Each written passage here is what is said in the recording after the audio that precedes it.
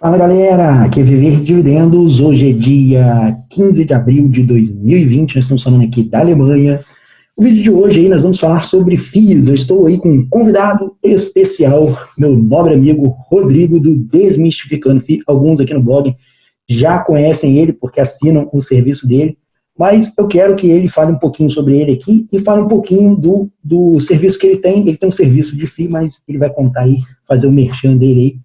Então, Rodrigo, se apresenta aí pra gente, conta um pouquinho da sua história aí e do seu relatório lá, como funciona lá, explica pro pessoal aí que deseja investir em FII. O que você tem para trazer para eles? Fala, Viver de Dividendos, beleza? Obrigado aí pelo convite, obrigado aí pelo todo mundo que está nos assistindo. Então, meu nome é Rodrigo Medeiros, para quem não me conhece, tu já apresentou, sou autor do site Desmistificando FII, que na verdade é um relatório de research. Eu invisto em ações, em renda variável, desde 2003. E em 2008 eu comecei a investir em fundos imobiliários, sempre tive uma intimidade muito grande com investimento em imóveis, eu invisto em imóveis já há bastante tempo, já construí para vender, já comprei, já aluguei, e na medida que eu fui conhecendo melhor os fundos imobiliários, com aquele conhecimento já de renda variável, eu realmente acabei que fui me encantando aos poucos com os fundos imobiliários. Com o passar do tempo, eu vi que havia uma deficiência no mercado de um produto que facilitasse a vida do novo investidor de fundos imobiliários. Um produto que me entregasse de forma um pouco mais crítica tudo o que acontece no mercado. Porque ao longo dos anos de investidor que eu fui acumulando de experiência, uma das coisas que eu vi de muita importância de você ter conhecimento no mercado de renda variável, e aí seja de ações, seja de fundos imobiliários, é você ter um histórico dos ativos na sua cabeça, você conseguir conhecer os ativos que existem no mercado. E só tem um jeito de eu fazer isso, ler fatos relevantes, ler relatórios e ir acompanhando o mercado. Só que isso, no dia a dia, para a maioria dos investidores, é muito difícil. Então eu decidi criar o Desmistificando FII. Como aqui no Brasil nós temos algumas necessidades de regulamentações, eu precisei fazer uma prova, precisei me certificar, tirar um registro que a CVM exige, para poder ser analista e lançar o produto. Então, em 2015, eu concluí de fazer essa certificação toda e lancei o relatório de research de fundos imobiliários Desmistificando FII.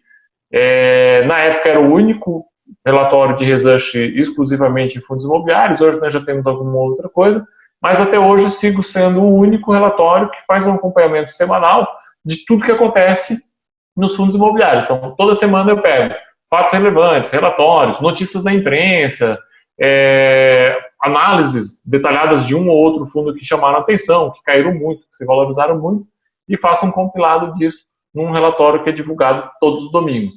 Dentro desse relatório tem uma carteira recomendada, que o investidor pode usar ali como uma ferramenta, mas a principal fonte de informação é essa discussão crítica que eu faço dentro dos relatórios. E, evidentemente, por ser analista, eu faço recomendações de compra, recomendações de venda, manutenção, e aí vou fazendo cada uma dessas análises. Rapaz, lá na empresa lá que eu trabalho, lá o pessoal é fã de você, rapaz.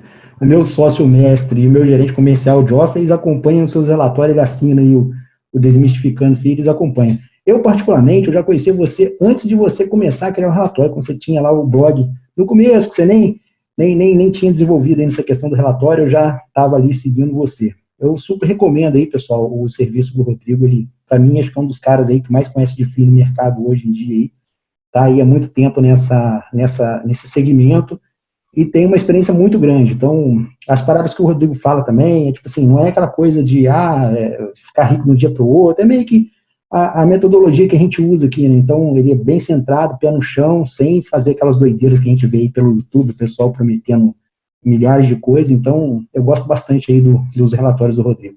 Rodrigo, vamos lá. A gente está trazendo o Rodrigo aqui, pessoal, primeiro para a galera do blog aqui conhecer o Rodrigo, saber o que ele pode oferecer para o pessoal, porque muita gente, às vezes, nem sabe do relatório. O pessoal me acompanha aqui no mercado americano, sabe, que conhece lá. E eu sei que tem muitos leitores nossos aqui que eles também investem em FII. Eu, até pouco tempo, investi em FII. E vou voltar a investir, porque eu tive que vender recentemente lá minha carteira de FII por conta do investimento lá na empresa. Mas depois eu vou retomar aí com a minha carteira de FII, que é um ativo que eu acho, assim, muito bom. É um dos melhores ativos aí no Brasil, pela questão da isenção no imposto de renda, né? Mas a gente está tendo um momento aí agora um pouco adverso aí no mercado de ações, de modo geral, como um todo, né? Tivemos aí 5 circuitos breaks aí esse ano, e finalmente o urso saiu da toca aí, tá pegando todo mundo. Bom, os FIIs não ficaram de fora. Vão ser abalados também. O nosso bate-papo aqui hoje é mais para a gente trazer uma visão aí do que a gente pode esperar de FII, a nível de FII dos setores, daqui para frente. Você tem alguma ideia, Rodrigo, assim, do setor, vamos dizer, o setor que vai ser mais afetado hoje em dia, e qual o setor que seria menos afetado, que seria mais interessante as pessoas olharem? Vamos bater um papo aí e a gente vai discutindo essa ideia. Perfeito, perfeito. Então, acho que a questão nós temos que separar muito sobre esse momento atual da crise, né? Então, esse turbilhão que nós todos estamos vivendo e o que vem depois, né? Eu acho que o que hoje mais me preocupa é o que vem depois, porque esse turbilhão agora, ele gera oportunidades. Então, eu escrevi ali, cheguei a escrever, se eu não me engano, uns 8, o relatório é sempre no domingo, mas no intervalo de 2 semanas eu escrevi uns 8 ou 10 relatórios para poder fazer o pessoal acompanhar realmente tudo que estava acontecendo, que abriram realmente oportunidades interessantes do mercado. Porque ali houveram variações da cotação que não representava o que iria acontecer no mercado, né? Agora o que nós precisamos olhar é exatamente o que tu falou. Quais setores vão ser afetados, o que vai ser afetado, por que vai ser afetado. Assim, ó, acho que sem sombra de dúvida, né, sem medo de errar, o setor mais afetado é o de shoppings, os fundos imobiliários de shoppings. Eles eram e são, de certa forma, uns queridinhos no mercado. Aquela ideia de eu poder ser dono de um shopping, né, que para a maioria das pessoas físicas é praticamente impossível, via fundo imobiliário eu posso ser proprietário de um excelente imóvel. E continuo podendo ser proprietário de um excelente imóvel. O problema é que esse setor, de modo geral, ele é um dos mais impactados, não só no Brasil, como no mundo inteiro, né? As lojas estão fechadas e isso está diminuindo consideravelmente as receitas dos shoppings. Muitos shoppings já estão tendo que negociar, outros nem tanto. E aí o que me preocupa é exatamente o que vai acontecer quando reabrir. Então, nós já temos, por exemplo, o pronunciamento do prefeito de São Paulo, dizendo que as lojas poderiam abrir só no segundo semestre. Os shoppings poderiam abrir só no segundo semestre. Você imagina um shopping tendo que pagar despesa, tá? E não são poucas, é energia, é manutenção, é segurança, e só poder abrir no segundo semestre. Quantos lojistas vão ficar pelo meio do caminho? Você sabe que o pequeno lojista não tem caixa para longo prazo. Complicadíssima a situação. Vou te dar um exemplo aí para complementar o que você está falando e incrementar, aliás. O pessoal aqui que me acompanha sabe que eu tenho uma software house, uma empresa de software. E antes da minha empresa lá na cidade onde a gente atuava fazer um lockdown, né, fazer o fechamento lá da quarentena da cidade, o shopping, não sei o que deu na cabeça do administrador do shopping, que ele falou assim, não, antes do prefeito fechar, eu vou fechar o shopping aqui. O shopping está fechado a partir de agora. 2 dias depois, eu tinha 3 clientes naquele shopping, eles mandaram e-mail para mim falando, Viver, cancela aí meu contrato de software, porque quando o shopping reabrir, a minha loja já vou ter decretado falência, já vou fechar. Então, meu medo é que as lojas grandes, tipo Rene, C&A, Magazine Luiza, esses caras eu acho que não vão sofrer, mas vão sofrer menos do que o pequeno lojista, que é onde talvez seja o maior problema, não sei como é que é no Brasil. Talvez a rentabilidade maior do shopping seja nesses pequenos. Como é que é a situação aí? Então, esse teu paralelo, ele é importante porque é justamente nesse sentido que eu estou vendo, entendeu? É o quando retomar. Quando retomar, muitos pequenos vão ter ficado pelo meio do caminho. Uns porque não aguentaram, outros porque estrategicamente às vezes pode ser mais válido. Você imagina aquele pequeno investidor que estava com umas baitas dívidas bancárias e diz o seguinte, agora é a oportunidade que eu tenho de decretar falência e não pagar mais nada. Não pagar mais nada, botei meu lucro lá no passado e dane-se, decreto falência, acabou, entendeu? Já não estava indo muito bem mesmo. Então nós vamos ter muito disso. Então o que acontece? Eu retomo as aberturas do shopping, com um monte dessas lojas pequenas fechando. O que acontece? Um shopping com 10% de vacância no Brasil, ele já se torna pouco lucrativo. Em todos os fundos imobiliários que nós temos, quando os shoppings começam a ter vacância acima de 10%, ele começa a ficar pouco lucrativo. Acima de 15%, a lucratividade já começa a ficar quase mínima, para tu ver o tamanho das despesas que são de um shopping. E aí o que os shoppings vão fazer? Os shoppings não vão simplesmente deixar essas lojas ficarem vazias se isso realmente acontecer.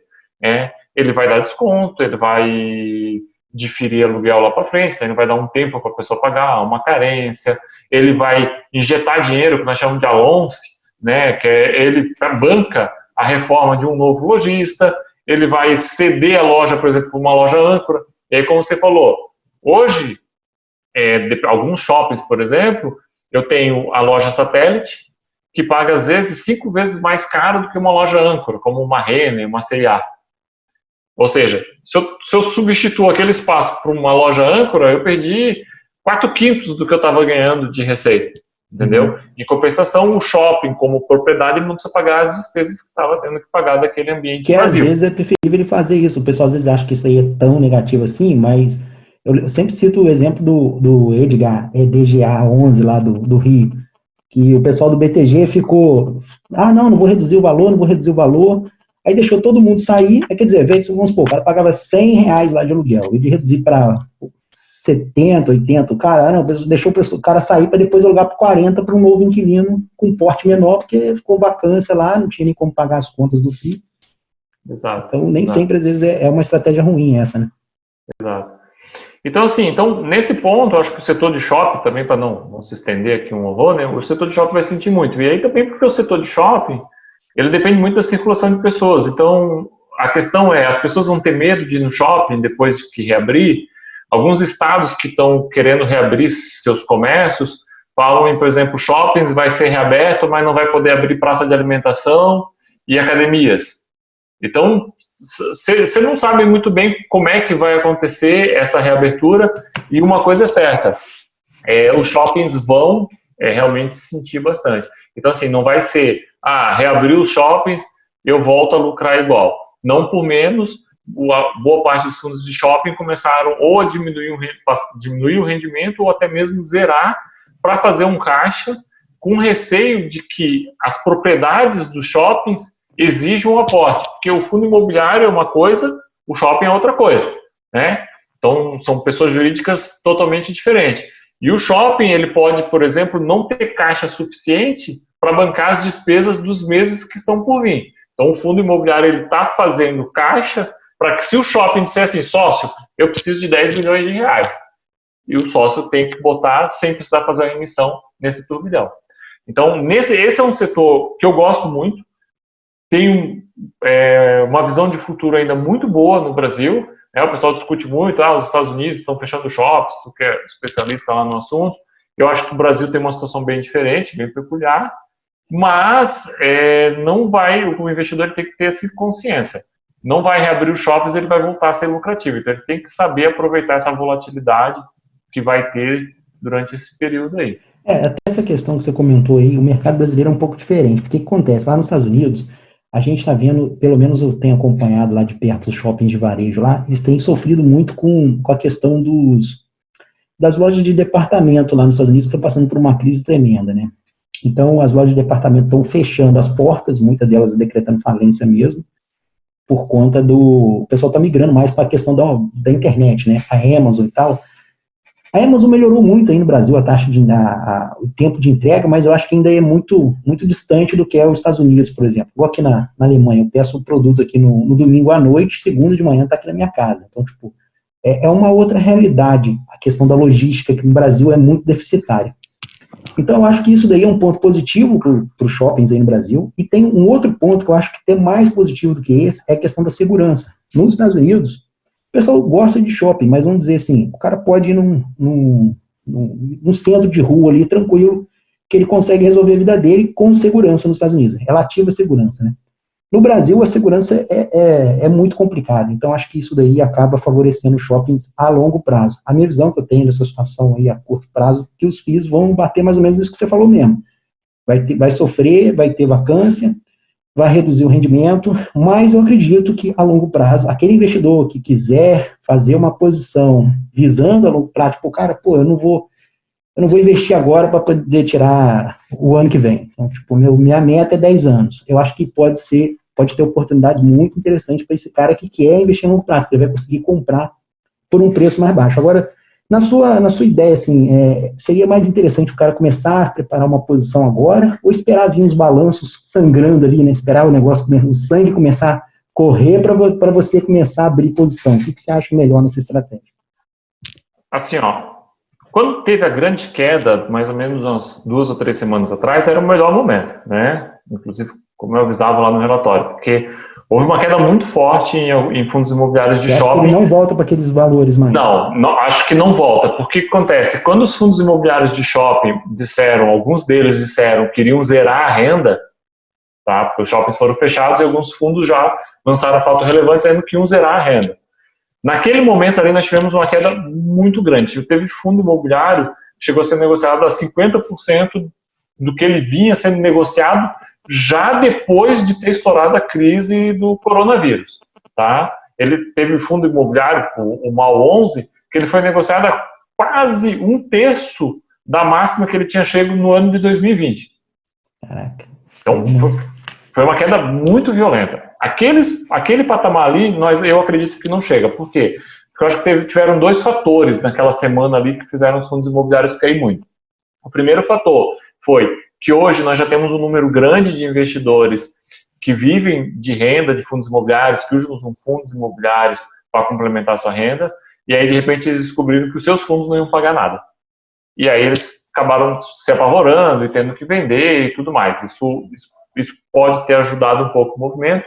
E aquela semana, para algumas pesquisas que nós conseguimos ter, foi uma semana em que muito pequeno investidor que estava com alavancagens pequenas, mas estava alavancado, teve chamada de margem, foi obrigado a vender cotas de fundos imobiliários. Então, porque a margem, tu sabe, eu não sei se tu explica isso nos teus vídeos, mas a margem, quanto mais aumenta o risco, mais a margem aumenta, né? Então, até um determinado, por exemplo, risco, as ações que aquela pessoa tinha, ou a renda fixa que ela tinha, era suficiente para cobrir.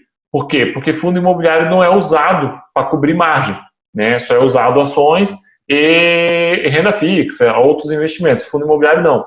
Se eu cheguei num limite de margem, eu sou investidor de ações em fundo imobiliário e eu tive mais uma chamada de margem e as minhas ações não são suficientes, a corretora vende os fundos imobiliários sem nem perguntar para ti. Ela vende os fundos imobiliários para botar o dinheiro na tua conta. Então, naquela semana também houve um movimento nesse sentido. Então, aqueles valores daquela semana dificilmente ocorrem. O que eu vejo hoje é o seguinte: as cotas de fundos imobiliários de shopping se valorizaram muito, já depois daquele movimento.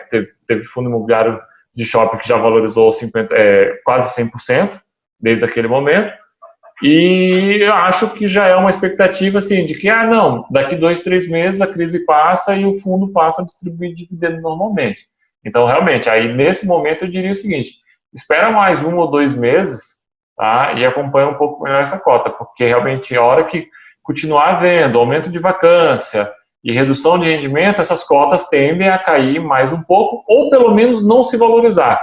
E como eu tenho outras coisas do mercado que não se valorizaram ainda e são boas, eu acho que vale mais a pena você ter vamos dizer assim, aguardar um pouco esse movimento. Pode ser interessante. Além dessa questão aí da galera do varejo aí, como que você vê a posição do pessoal dos escritórios aí, que é uma outra, se não me engano, acho que é até a maior fatia aí do mercado brasileiro aí de FIIs aí, né? O escritório e os recebíveis, né, são nossos maiores setores em FIIs.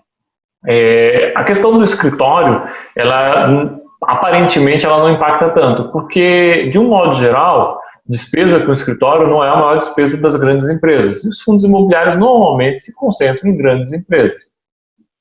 Só que não vai ser bem assim, na minha visão, né? As grandes empresas não estão usando os escritórios, elas vão querer tentar tirar algum tipo de desconto nesse período que teve fechado, né? A grande diferença que eu vejo, por exemplo, a questão do varejo, é que eu não vejo muito a necessidade das empresas fecharem seus pontos, entendeu? Não vão fechar seus escritórios, não vão fechar suas lajes corporativas porque teve a crise. Não. Retomando o mercado, você retoma a vida normal, as pessoas continuam indo aí para o escritório e tudo mais. Então, esse impacto que nós achamos que vai fazer falir muitas pequenas empresas que afetam os shoppings, no fundo imobiliário de laje corporativa, eu não vejo muito como afetar. Vai afetar, na minha visão, Viver, em 2 pontos específicos. Tá? O primeiro ponto é o seguinte: início de 2020, estavam pagando valor em fundo de escritório, prevendo aumento de aluguel já em 2020 e início de 2021, porque o ciclo imobiliário estava mudando para esse setor. Então, se você pegar a minha carteira recomendada do início do ano, só tem um fundo de escritório, porque eu estava dizendo que essa visão de futuro estava um pouco exagerada. Óbvio que ninguém ia prever o que está acontecendo agora no mercado, né? Mas é porque realmente estava um pouco exagerado. O mercado sacudiu e sacudiu muito.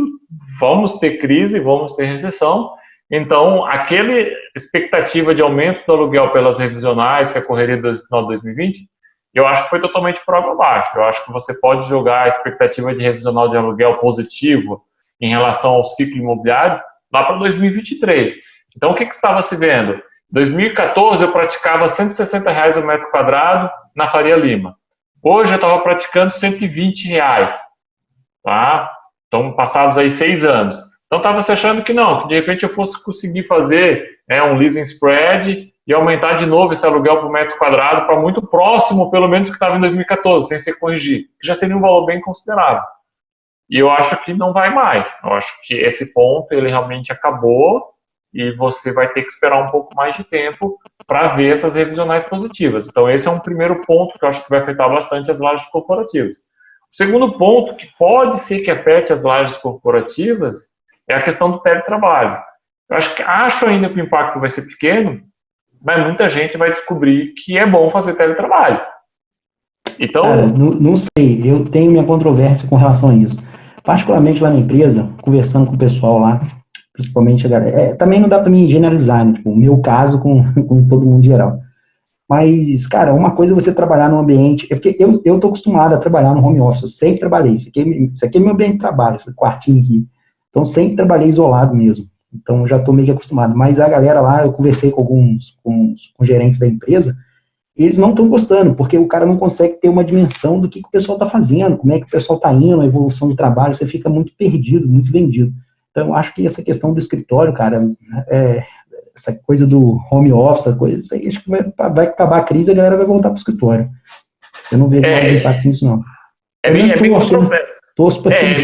Então, é bem controverso. Está tendo até alguns artigos que estão discutindo isso aí já, mas só para te dar um outro exemplo, meu irmão tem uma empresa de tecnologia também, e ele tinha uma sala grande que ele alugava, entregou porque a galera dele curtiu o home office, vai ficar todo mundo em home office depois da crise. Ele disse que não tinha condições mesmo mais, já estava mal, aí disse, entrega a sala, vai ficar todo mundo em home office, para sempre. E aí, isso é um negócio interessante, que era o desdobramento que eu acho que pode vir a levar se... Eu não acho assim que vai ter uma grande adesão, sabe, Viver? Mas eu acho que vão ter adesões maiores.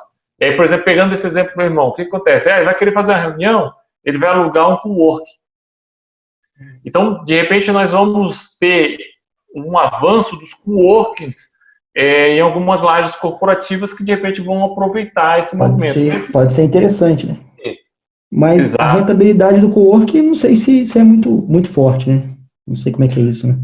Então, o cowork ele tem uma característica legal, não são todos, mas em fundos imobiliários, nós já temos fundo imobiliário que trabalha dessa forma, ele funciona da seguinte forma, ele paga igual o shopping, ele paga um aluguel fixo, normalmente menor do que o mercado, e ele paga um aluguel variável com base na utilização do cowork. Então, se eu tenho uma utilização muito alta, no final das contas, eu tenho um aluguel até mais alto do que se eu tivesse alugado para uma grande corporação. Né? Então, funciona muito semelhante ao que é o shopping. Mas isso é um desdobramento que nós vamos ter que ver durante a crise. Eu acho que é um setor, a minha visão é que é um setor que vai ser menos afetado. É um setor que, vamos dizer assim, ele desligou, então vai ter algum reflexo, não tem como dizer que não vai ter, porque vai ter, todo mundo vai ter reflexo, mas eu acho que é um dos setores mais fáceis de eu ligar de novo. Eu vou ligar e vou sair andando, diferente do de shopping. O de shopping não vai ser bem assim. Né? O shopping acho que vai ficar uns meses mesmo aí meio embaçada a parada. E por isso que eu digo assim, que é o durante e o pós. Fica um negócio bem engraçado, eu não sei se tu chegou a fazer essa análise, mas assim, quem é o setor que menos vai sofrer em fundos imobiliários no Brasil? Agências bancárias. O setor que nós iniciamos 2020 dizendo que seria um dos setores mais arriscados. Era um dos setores mais arriscados, não porque as agências bancárias, a minha visão não era porque as agências bancárias iam fechar, é porque no Brasil, especificamente, a maioria dos fundos de agência bancária, os contratos vencem em 2022, ou a maioria dos contratos vencem em 2022, porque eles foram firmados em 2012, no auge do momento econômico, e nós já estávamos prevendo uma redução do aluguel de 30% a 50% em 2022. Então ele se tornava um fundo arriscado porque eu já sabia que o rendimento dele ia cair de 30% a 50% em 2022. Só que, no final das contas, ele é o contrato atípico, com um inquilino com alto poder financeiro e que não vai te atrasar o aluguel, não vai te pedir renegociação antecipada. Evidentemente, esse problema vai ficar lá para 2022. Então, neste curto prazo, quem mais vai te proteger em questões de renda, e aí eu sempre digo que fundo imobiliário você tem que focar no fluxo de caixa, porque isso é o que é um dos mais importantes, né, a estabilidade do fluxo de caixa, vai ser o fundo de agência bancária. Em compensação, eu já vejo um outro problema no setor de agências bancárias. A virtualização das agências eu estou vendo como uma possível aceleração. Sim, sim. Né? Mas eu acho que até 2022 essa galera das agências aí estão, vamos dizer assim, com boi na sombra, né? Depois dali para lá, aí já fica muito arriscado, né? Virar a curva ali do 2021, no máximo até o meio de 2021 aí para segurar um negócio desse. Exato. Mas é até interessante você citar esses pontos, que é até bom para o pessoal saber. Lá no seu relatório, você traz alguma coisa disso para o pessoal, alguma, tipo assim, noção, tipo, por exemplo, a gente falou aqui dos fundos de varejo que tem um grande risco, dos fundos lá de lajes que são mais interessantes. Você traz alguns FIIs, algumas coisas assim, galera, tem esse FII aqui desse setor, daquele setor, que pode se beneficiar. Você dá alguma ideia para a galera que está perdida nessa confusão toda? A ideia do relatório é todo domingo trazer o que aconteceu, né? Então, o que aconteceu eu trago, né? O que acontece? Quando você assina, se você assinar hoje o relatório, eu acho que o teu é assim também. Se assinar hoje, você tem acesso aos relatórios passados todos, então você pode pegar e resgatar. O que acontece? Quando estourou a crise, uma das grandes preocupações que eu tive de fazer foi isso, uma sequência de relatórios sobre todos os setores.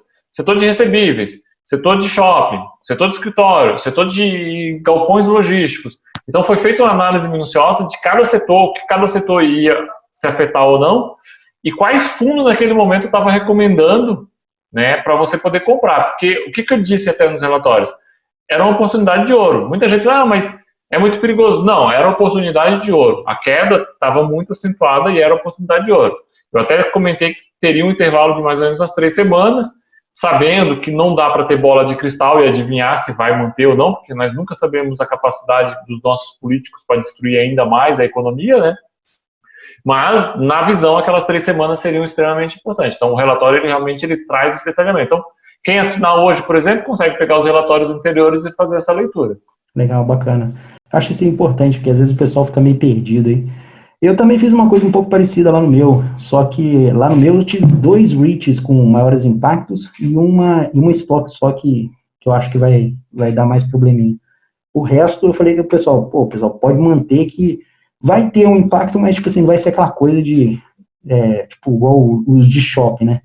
Mas uma estratégia que eu fiz, que eu tô pensando aqui, eu não sei se você leva por esse lado, o que eu tô pensando aqui nessa crise? Eu penso da seguinte maneira.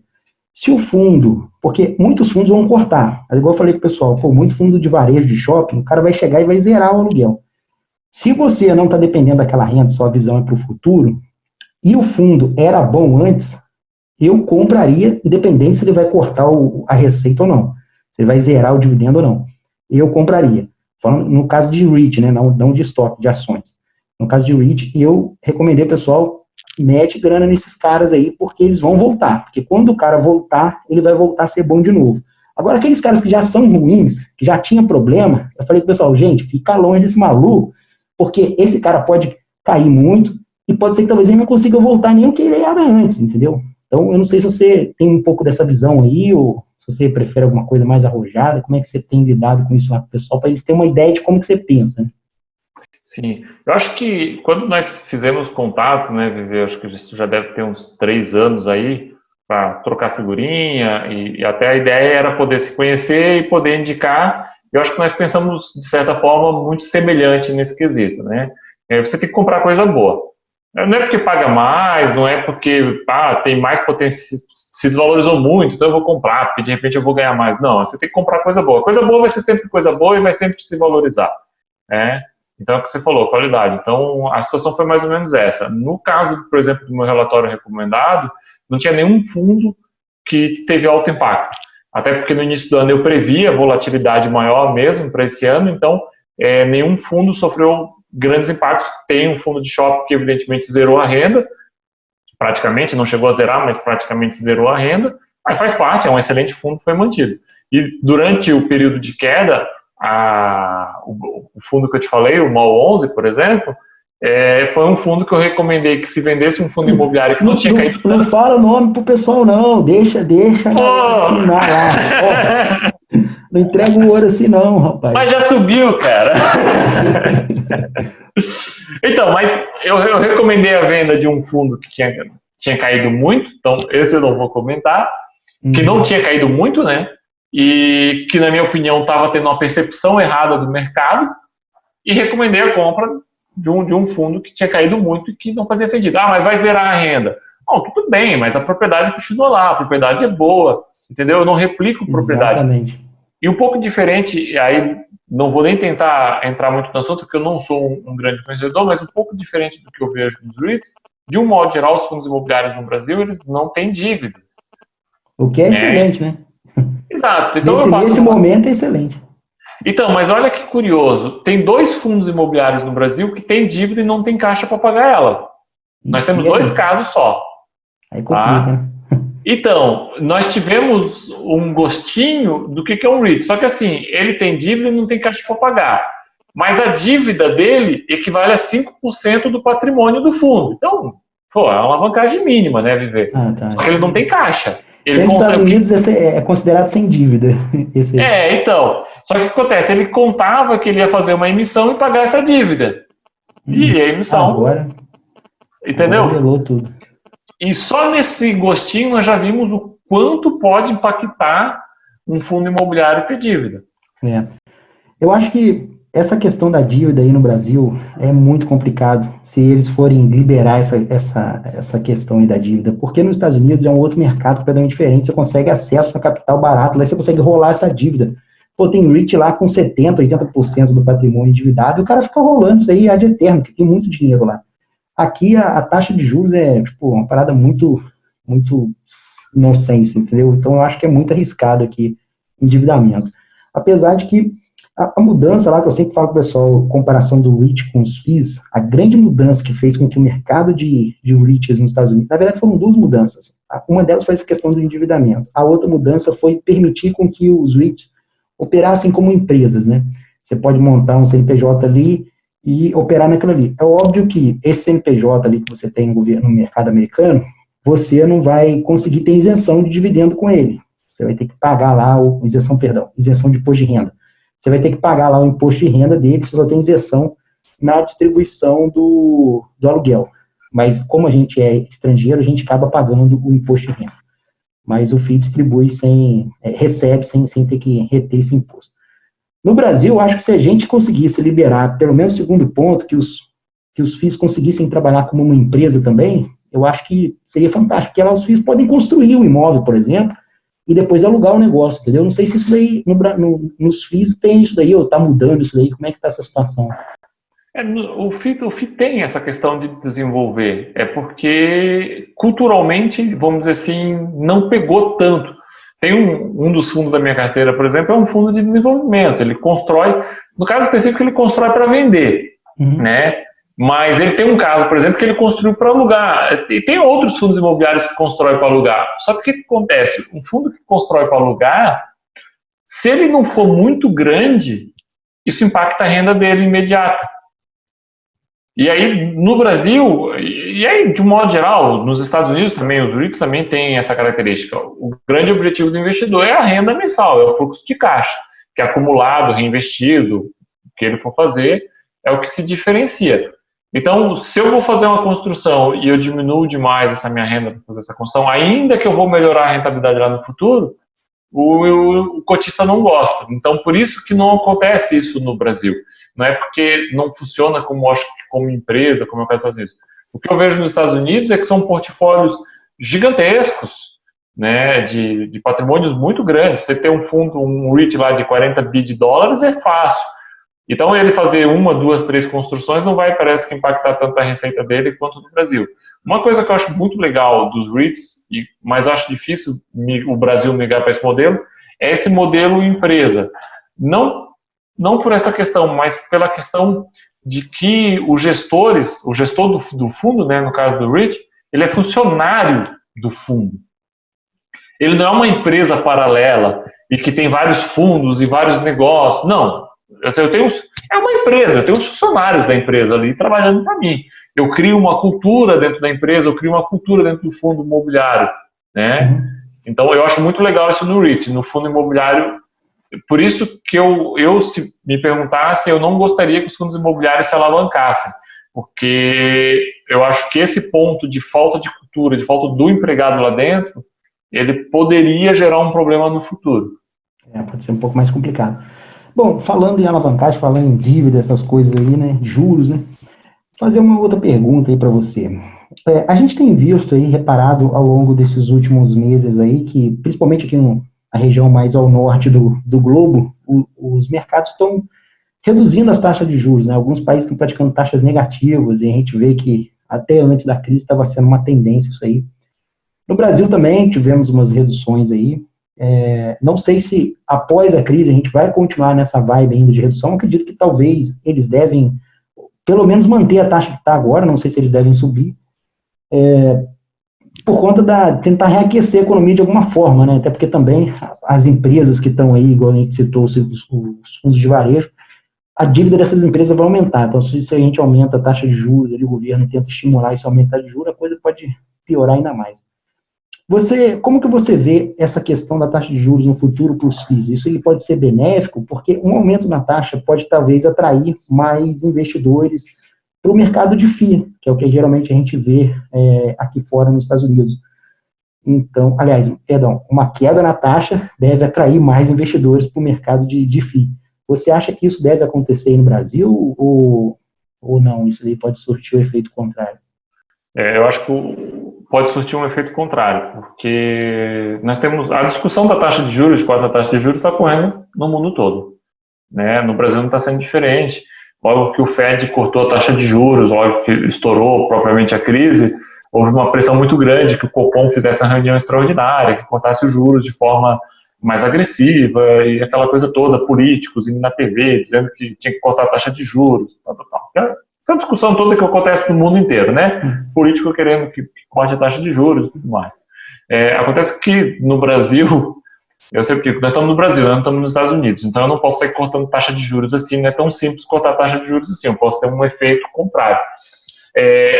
O corte da taxa de juros, por si só, não vai afetar, por exemplo, não vai gerar uma valorização dos fundos imobiliários, como muita gente pode achar, né?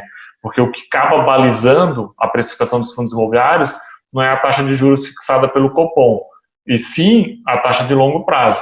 Então, por exemplo, hoje a nossa taxa de juros foi cortada para 3,75 na última reunião. E eu tenho uma taxa de longo prazo, um pré-fixado aí de 10 anos, batendo 7,5%. Então, nós estamos falando aí de o dobro de taxa de juros de longo prazo, entendeu?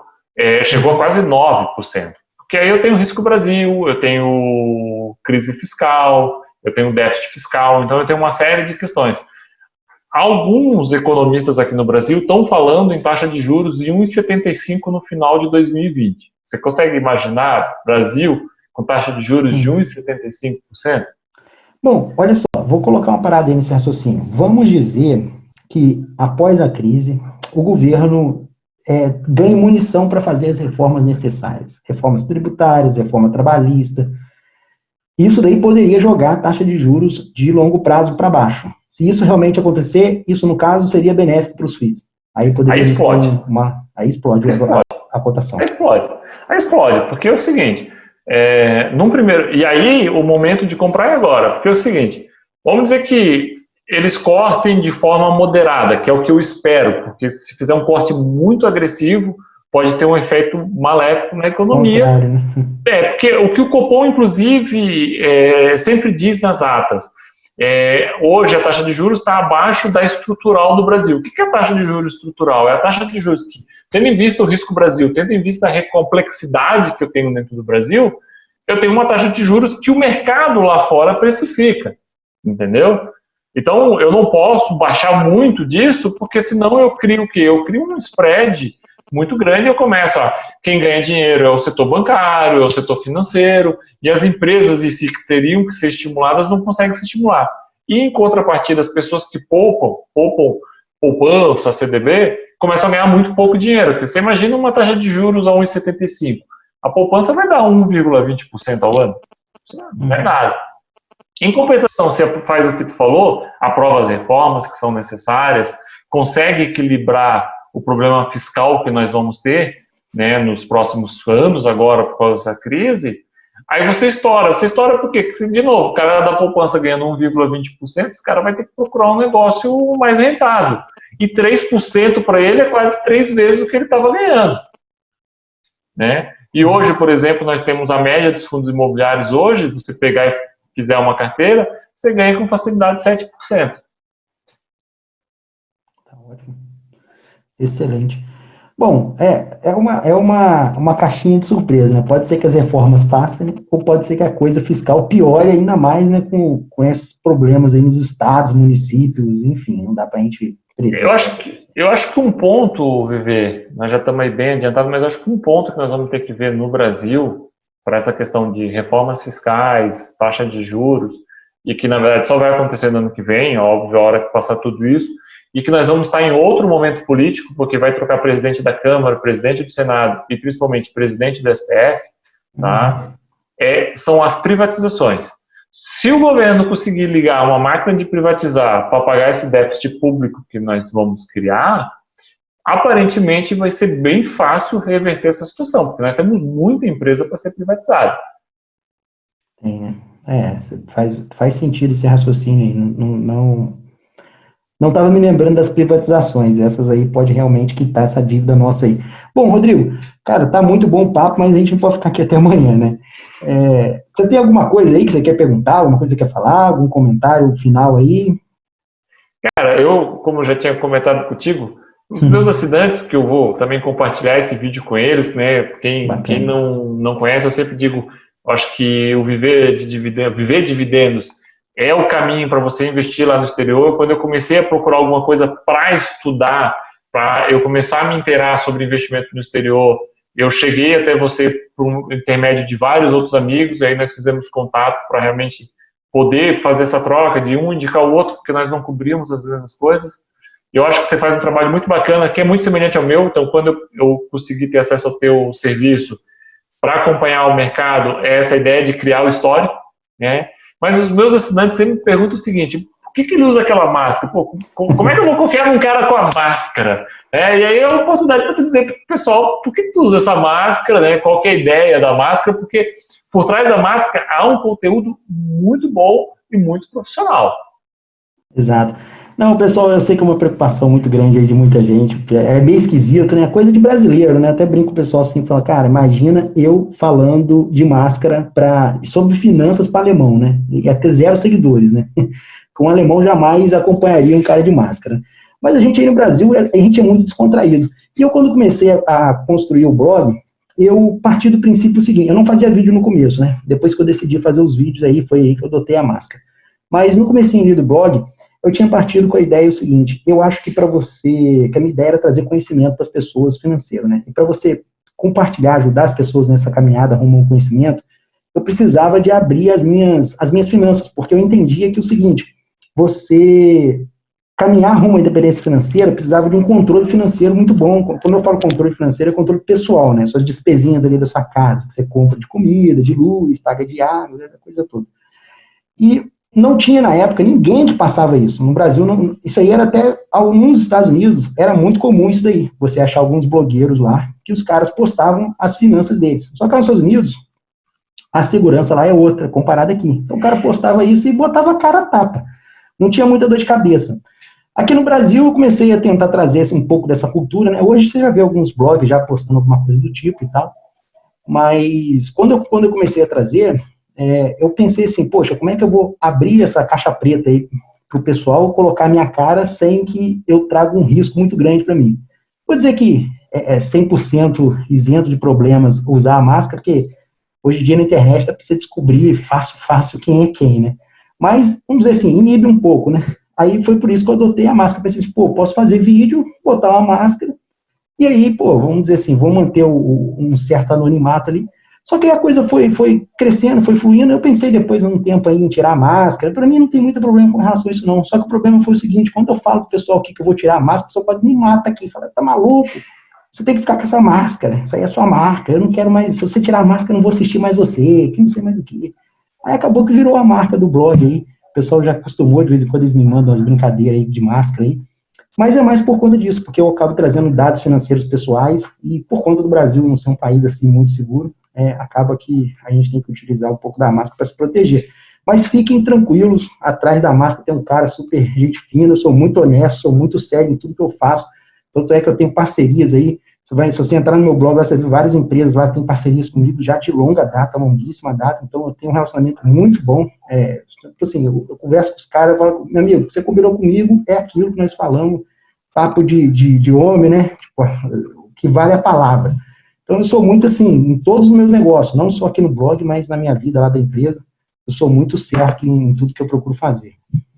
Mas eu sei que realmente preocupa o pessoal, assusta, o pessoal fica com medo aí, dá uns pesadelos uns 3 dias, mas depois passa, pessoal, fica assustado, não. Mas é isso aí, Rodrigo, cara, foi muito bom participar aí com você, espero que o pessoal aí que não conheça o trabalho do Rodrigo, assine lá, e detalhe, né, vou fazer uma merchan aqui, hein, assina com o link do Viver Dividendos, não vai lá no site do Rodrigo direto, não, você entra aqui no meu site e assina com o meu link. Que o Rodrigo vai me pagar umas balas Juquinha aí no final do mês, para dar uma moral para mim aí. E a galera do Rodrigo aí, até falar pro pessoal aí, já que ele vai compartilhar lá, o pessoal que acompanha o Rodrigo aí, quando for assinar o meu serviço lá, que a gente troca figurinha, né? Quando for assinar o meu serviço, assina com o link do Rodrigo para ajudar ele também, que a gente paga uma pizza pro outro aí no final do mês, né, Rodrigo? Com certeza. E não por isso que nós indicamos um serviço do outro, né? Porque realmente houve uma correlação muito legal. Eu acho que no tipo de serviço que nós desenvolvemos, acho que é um serviço, eu gosto muito do que tu escreve, acho que é um serviço muito sério, e é aquela coisa que eu sempre defendo. Eu não vou te dar o peixe, eu vou te ensinar, vou te ensinar a entender o que você está investindo, porque quem entende o que está investindo, por exemplo, passa dessa crise numa boa. Eu tenho alguns amigos que têm serviços semelhantes de research, o pessoal perdendo um monte de assinante, um monte de gente saindo. E os meus assinantes, tá tranquilo, nada está acontecendo. Os caras mandam e-mail, estão de boa. Por quê? Porque eles entendem por que eles estão investindo naquele produto. E essa ideia que tu passa também. Que eu acho que é o mais importante, né? Porque você vê umas casas aí, os caras publicam uma parada, tipo assim, compra essa ação aqui, mas aí o cara faz um parágrafo falando da ação. Aí, tipo assim, depois nunca mais cita o negócio. Depois, um mês que vem, tirou a ação, não explicou por que saiu. Então, tem uma coisa que eu gosto muito lá, eu acompanho, leio bastante seus relatórios lá, você é bem detalhista, assim, acompanhar um ativo, a evolução, não só explicar por que o cara tá entrando, mas mostrar a evolução daquele cara, né? Que é o lance da que você falou dos fatos relevantes, que são muito importantes para o investidor ir acompanhando. Isso traz segurança pro cara. Eu também não tive muito problema aqui com os leitores cancelando, tipo, nem sei se teve, se teve foi muito pouco, me lembro aqui. Mas é porque a galera entende realmente por que está comprando aquele ativo, né? Quais são os riscos, os benefícios, e aí fica mais fácil depois do cara administrar, né? Mas é isso, Rodrigo. Cara, novamente aí, muito obrigado, agradeço aí. Vamos ver se a gente consegue marcar uma outra aí mais para frente aí, pro pessoal ir se familiarizando mais contigo, né? Eu que agradeço o convite. Com certeza estou sempre à disposição aí, só nós marcarmos. Um abraço.